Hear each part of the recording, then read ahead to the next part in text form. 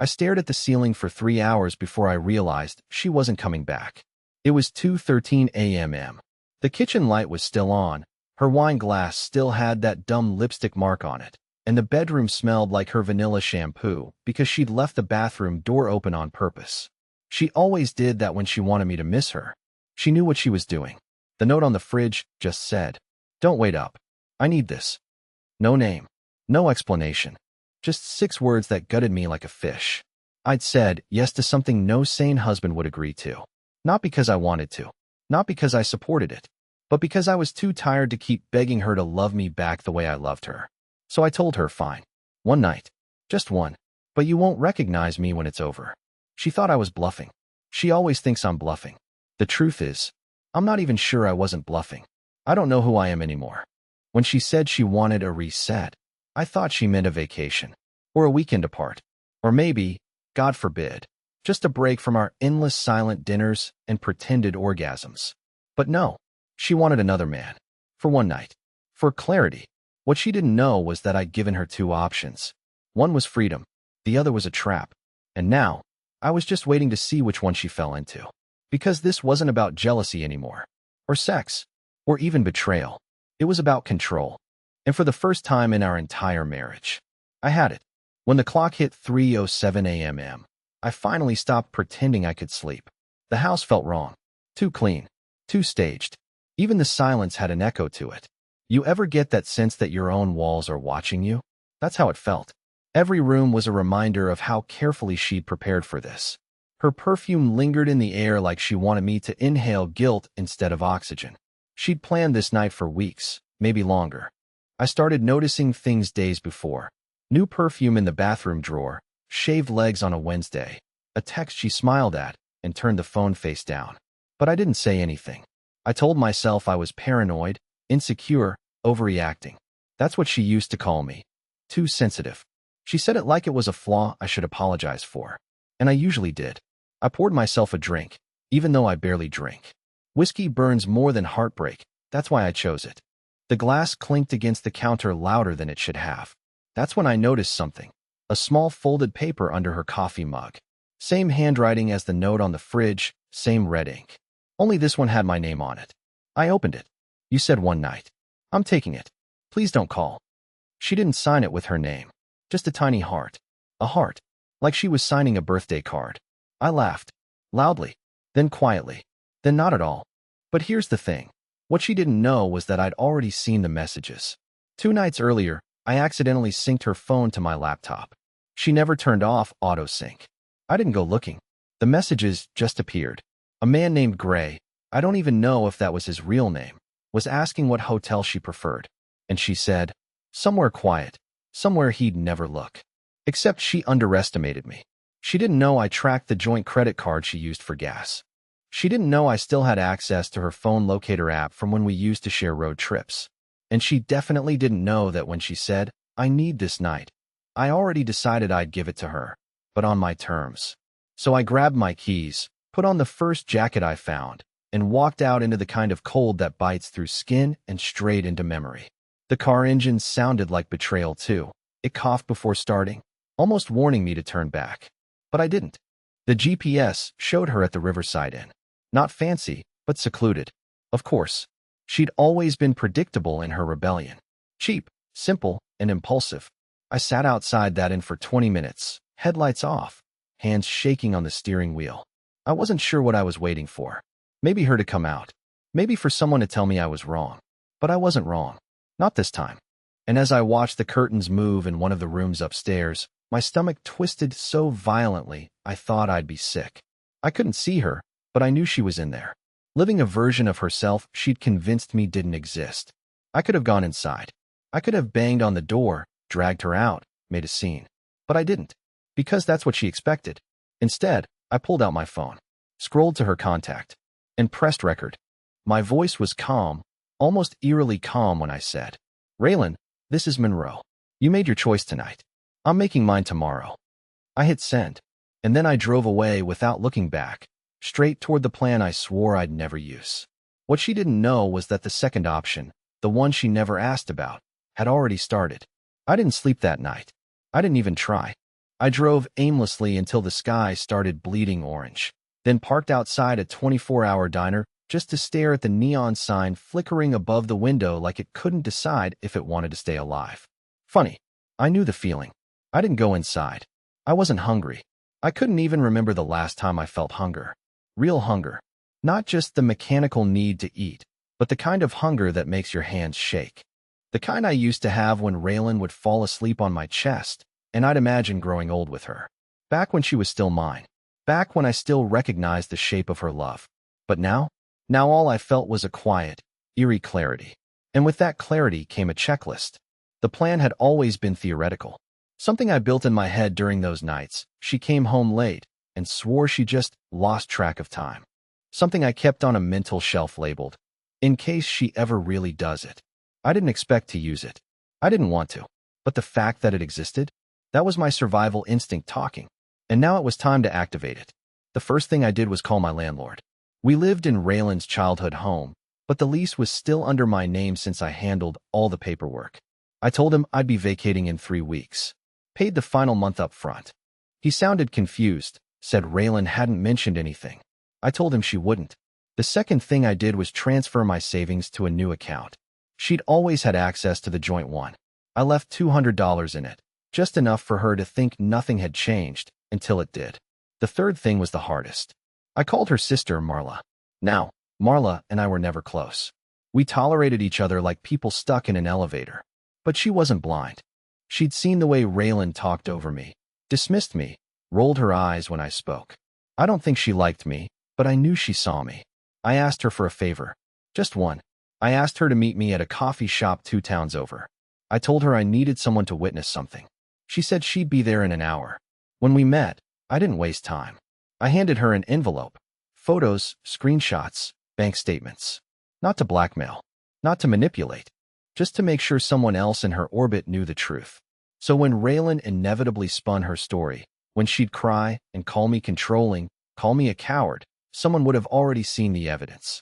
Marla flipped through the envelope without saying much. When she finished, she looked up at me, and for the first time in all the years I'd known her, she actually looked sympathetic.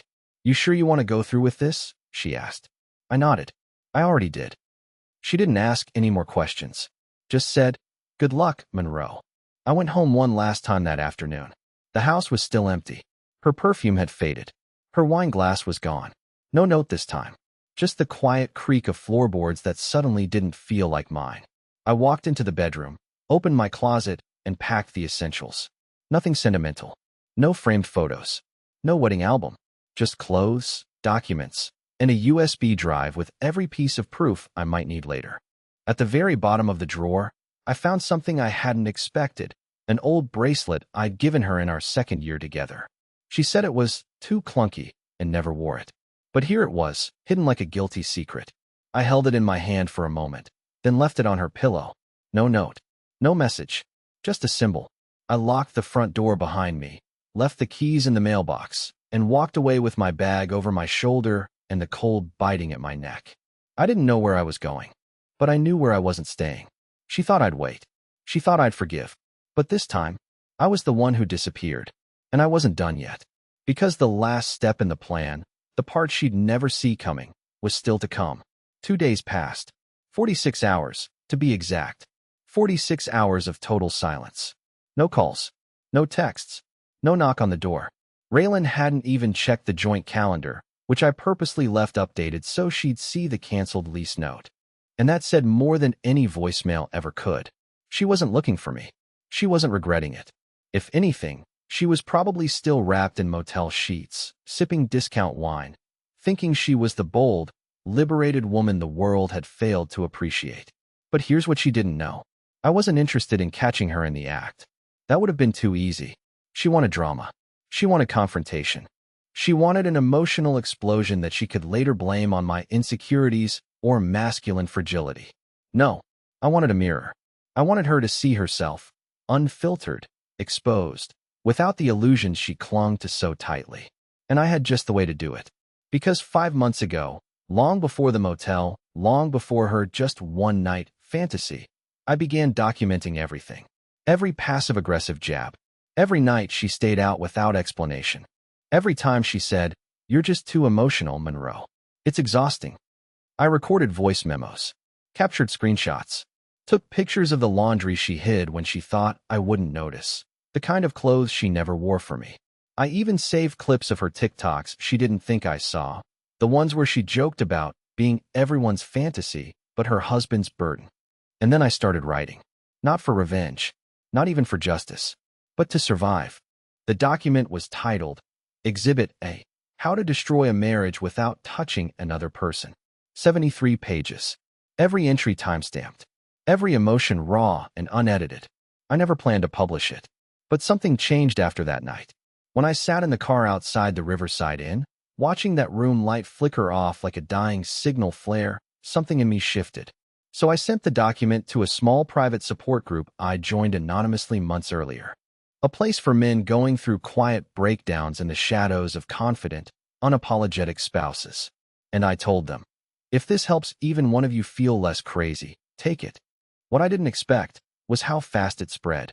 Within 24 hours, one of the group members, a guy named Declan, messaged me directly. He said, "Monroe, I think I know who your wife is. Or at least, I've seen her online." At first, I thought he was mistaken. But then he sent me a video link. Not explicit, but close. Raylan, in a low-lit room, talking into the camera like it was her best friend. I think every woman should try sleeping with someone new, at least once after marriage. It resets the soul, and if your man can't handle it, maybe he's not your man anymore. The background was unmistakable. The same headboard from the Riverside Inn. She wasn't just exploring. She was teaching, broadcasting, proud of it. And suddenly, the plan changed. I no longer wanted to disappear quietly. I wanted the full truth out. Not to ruin her, but to stop her from doing this to someone else. So I contacted someone I never thought I'd speak to again, her old best friend, Ren. They hadn't talked in years. Raylan said Ren was toxic, but I remembered how close they used to be. I remembered how safe Ren made her feel. And I also remembered how Ren had warned me, years ago, she loves the spotlight more than she'll ever love a steady heart. I messaged Ren, told her I had something she needed to see. She replied within 3 minutes. Where and when? That night, we met at a diner 2 towns south. Different diner. This one didn't have flickering signs.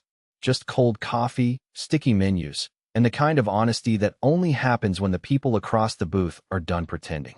I showed her the footage, the photos, the document. Ren didn't say a word for a long time.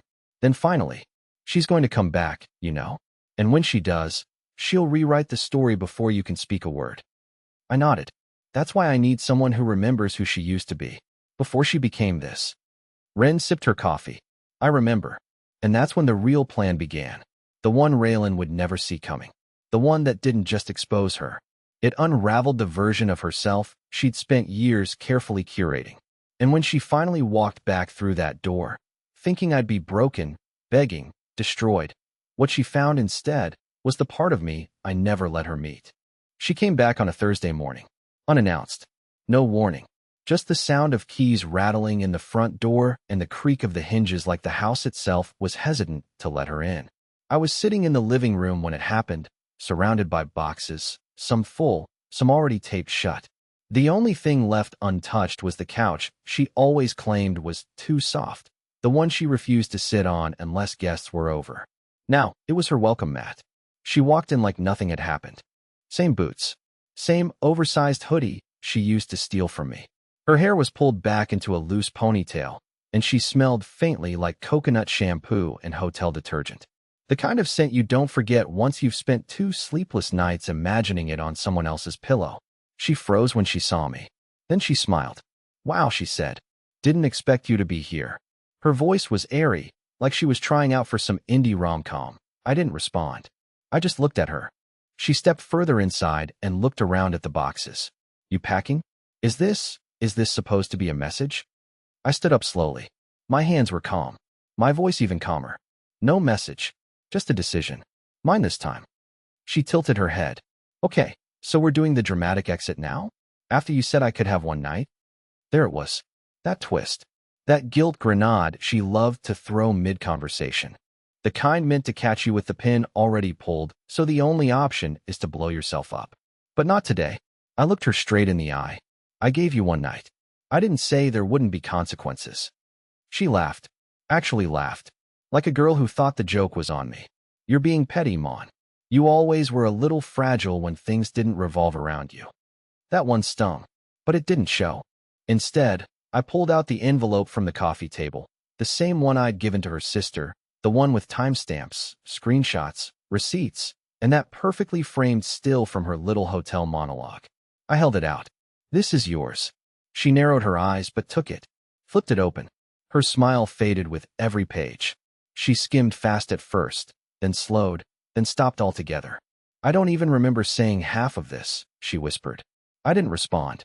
She looked up at me, and for the first time in years, there was fear behind those eyes. Not fear of violence. Not fear of rage.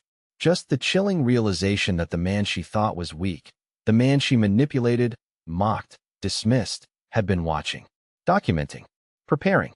Her voice cracked. What are you planning to do with this? I haven't decided yet, I said.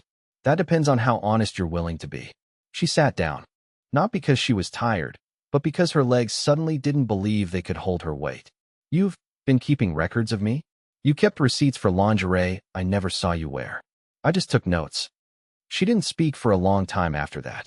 Just sat there, thumbing through the evidence of her own unraveling. Finally, she looked up. So this is what it comes down to? A stack of paper and a grudge? No, I said. It comes down to the fact that you thought I wouldn't notice. That you thought you could disappear for a night and come back to the same version of me. I sat across from her. Not angry. Not smug. Just done. You wanted freedom. You got it. But now you'll get the cost, too. Because the version of me you left behind? He's not home anymore. She stood up abruptly. Her voice louder now, desperate. You can't just flip it on me, Monroe. You said yes. You agreed. And you never once asked why I said yes. I replied. Her mouth opened. Closed. Nothing came out. So I stood. Walked to the hallway closet. Grabbed the second envelope. The one with the lease termination form, the bank account closure notice, and the pre-filed divorce petition. I handed it to her. This is how it ends. No yelling. No begging. Just the truth. On paper. She didn't take it. She just stared at it, frozen like someone who'd stepped on a mine and was praying she misheard the click. Take it, I said. She did. And then she left. No goodbye. No slam of the door. Just the soft click of a woman realizing she'd played the wrong game with the wrong man. I didn't watch her drive away. I just sat back down and took a breath that felt like it belonged to someone new. But it wasn't over yet. Because what she left behind, physically, emotionally, publicly, was still waiting to implode. And in the next chapter, it would. It was strange how quiet life became after she left. Not peaceful, quiet. There's a difference. Peace is earned. Quiet is just what's left when the chaos steps outside to light a cigarette. You hear the fridge hum louder, the floors creak sharper, and your thoughts go feral because there's no one left to talk you down. That first night without her, I found myself sitting on the floor of our now empty bedroom, staring at the dent in the wall from where her suitcase once slammed into it during a fight we never resolved. I laughed, not because it was funny, but because it was still there. Just like everything else she tried to pretend didn't happen. I didn't reach out. I didn't check if she made it to her sister's. I didn't ask for keys back or closure or one last talk.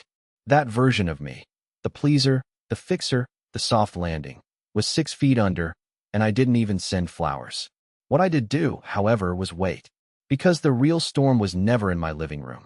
It was out there, in the curated world she'd built, where everything smelled like aesthetic candles and sounded like filtered confidence. Raylan had always been good at controlling the narrative. She could sell venom as vitamins if you gave her a ring light and 15 seconds of uninterrupted screen time. But I had something she didn't expect. People who were tired of playing along. It started with a post. Nothing dramatic. Nothing vindictive. Just a short, emotionless thread in the same private support forum I'd shared my document with. She told me she wanted one night with another man. I said yes. What followed wasn't about betrayal. It was about exposure. I attached no photos, no names, no voice clips, just selected paragraphs from my notes. Cold facts, neutral tone, dates, events, verifiable. I didn't even link her video. I didn't need to, because Declan, the same guy from earlier, did it for me in the comments. That clip of her talking about post-marital soul resetting? It had already made the rounds on niche corners of the internet. Nothing viral yet. But all it takes is the right person sharing it in the right group chat, and your secret becomes everyone's entertainment. By the end of the day, someone had reposted the thread on a broader forum. And from there, it spiraled. Not because I fed it, but because she did. People recognized her voice, her face, her signature smirk when she leaned into the camera to say things like, "Marriage is just a contract. Curiosity is spiritual." Ren messaged me that night. She's starting to panic. She called me 3 times in a row. I didn't answer. I didn't tell her to ignore Raylan. I didn't have to. Because when you spend your life twisting the truth, the last thing you want is a mirror. And Ren had become one. Then came the apology tour. Raylan tried to reclaim the narrative fast. She posted a story, filtered, perfectly lit, talking about privacy and consent and how people twist innocent questions into betrayal. She painted herself as a victim of manipulation. Gaslighting, she said. Emotional coercion. An unnamed ex-husband with control issues. I didn't respond. I didn't need to. Because one of her old bartending co-workers, someone I barely remembered, left a quiet comment under her video. "Didn't you call him the wallpaper at happy hour last year? Weird how your story keeps changing." It only took a few like-minded voices after that to crack the whole thing wide open. The internet didn't cancel her. It didn't explode. It just started to question. Her followers thinned. Brands distanced. And the people who once echoed her quotes and comments started deleting them. One by one. Quietly. Just like she left me. But none of that felt like victory. I wasn't watching with popcorn and a grin. I wasn't high-fiving karma. I was sitting in an empty kitchen, wondering how long it would take to stop flinching every time my phone buzzed. She texted me a week later. I stared at the message for almost 10 minutes before opening it. "Congratulations. You humiliated me. I hope you feel powerful now." I stared at those words, let them soak in, then locked my screen and deleted the thread. No reply. No more energy wasted on someone who had always mistaken silence for weakness. Power didn't come from exposing her. It came from finally understanding that I didn't owe her protection anymore. Not her lies. Not her image. Not her legacy. She lit the match. All I did was stop putting out the fire. And that's when the final phase of the plan took shape. Not about her anymore, but about me. Because destruction's not the end. Reconstruction is next. And I already knew where to begin. 3 weeks. That's how long it took for the noise to die down. Raylan stopped posting. Her followers stopped asking questions. And the clips faded into the algorithmic abyss where old scandals go to rot. For once, my name wasn't echoing inside someone else's accusation. The notifications stopped. The tension in my chest started to ease. I went for walks without checking over my shoulder. I slept more than 3 hours a night. I even laughed, really laughed, at a podcast while cleaning dishes, and I remember freezing in the moment, surprised at the sound of it. It felt foreign. Laughter hadn't lived here in a long time. I'd moved into a small rental, bare walls, mismatched furniture, but it was mine. Every drawer opened easily. Every room had space. There were no scented candles, no sharp-tongued silence waiting to snap, no wine glasses stained with someone else's lipstick. Just the smell of dust, coffee, and freedom. I started writing again. Not about her. About things that had nothing to do with betrayal or breakdowns. Fiction. Ideas. I even applied to a job 2 states away. A fresh start was possible, and for the first time in years, I believed I deserved one. And then she knocked. Literally.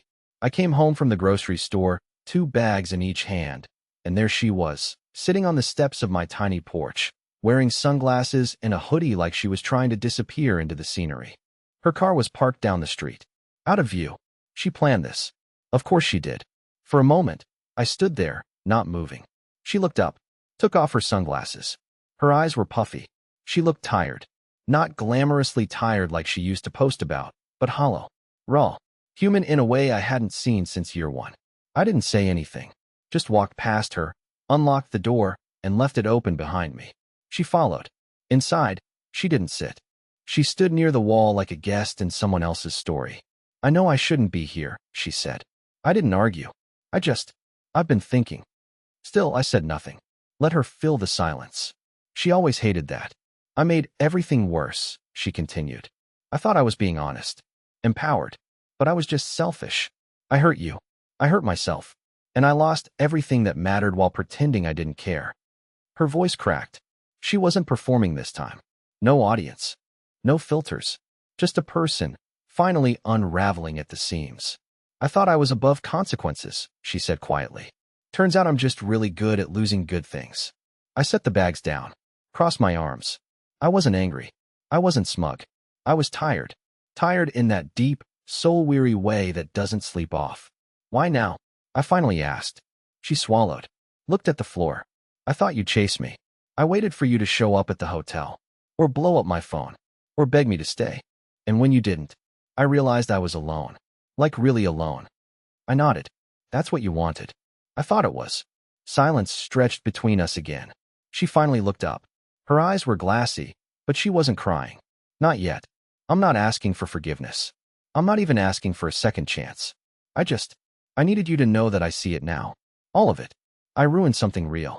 And no one clapped for me like I thought they would. No one rescued me from the hole I dug. She took a deep breath. I'm sorry, Monroe. For everything. It landed softly. Too softly. Like dropping a single feather on a battlefield. I didn't say thank you. I didn't say I forgive you. I just stood there, feeling the weight of words that were years too late. She walked to the door, hand on the knob, then turned. I won't bother you again. I just needed to face it.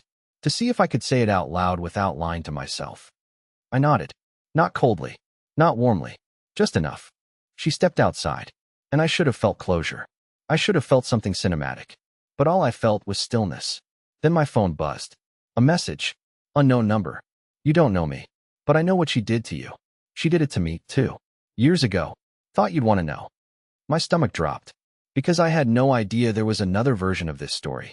One that hadn't been told. One that might change everything I thought I knew about who she was. And who I had become trying to survive her. And suddenly, I realized, this wasn't the ending. It was only the beginning of a story I never agreed to be part of. I stared at the message on my phone for a long time. My hands didn't shake. My heart didn't race. I just sat there, calm, like a man watching the end credits roll on a movie he didn't realize he'd finished surviving. You don't know me, but I know what she did to you. She did it to me, too. Years ago. Thought you'd want to know. At first, I wasn't going to respond. What good would it do to peel back another layer of a woman who had already become a ghost in my life? But something in me, the part that no longer flinched, needed to see it through. So I texted back. Tell me what happened. The man's name was Elliot. Turns out, he had been engaged to Raylan years before me. Briefly, she never mentioned him. Never even hinted at that chapter. They had broken up under similar circumstances. Her chasing freedom, vanishing without answers. Telling him he was too small for the life she wanted to live. He said he found my thread online by accident. It was like reading my own life, he told me. We talked for 2 hours. Not in bitterness, not in blame, but in a strange, mutual understanding that only comes from surviving the same storm in different lifeboats. And when we ended the conversation, I didn't feel angry. I felt free. Not because I had confirmation of her patterns, but because I finally knew, without a shred of doubt, that none of this had ever been about me not being enough. She just never knew how to hold something real. That night, I packed a bag, not out of panic, but because for the first time in years, I was ready to go somewhere without running from anything. I booked a weekend trip. Nothing fancy. A lakeside cabin with spotty Wi-Fi and too many squirrels. I took a journal, a battered paperback I'd never finished, and a jacket that finally fit me again. There, in the quiet, I let the grief breathe. Not just grief for her, but for the version of myself I'd buried trying to keep us alive. I let go of the resentment, the obsession with being understood, the exhaustion of trying to win love that should have never had conditions. And I started over. Weeks passed, then months. The seasons turned. I didn't hear from Raylan again, not directly. Ren told me she'd moved in with her mother temporarily, was thinking of leaving social media, said she wanted to reconnect with real life. I didn't judge. I didn't root against her. I just hoped she meant it. Not for me. For herself. As for me, I got the job in Oregon. Moved into a town where no one knew my name and no one needed to. I made friends. I went to community game nights. I started volunteering at a local high school helping kids with digital literacy.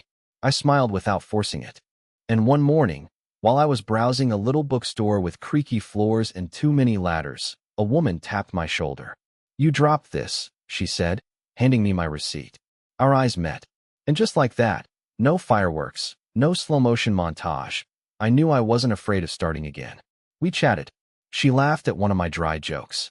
I asked about the book in her hand. She asked if I wanted to grab coffee. I said yes.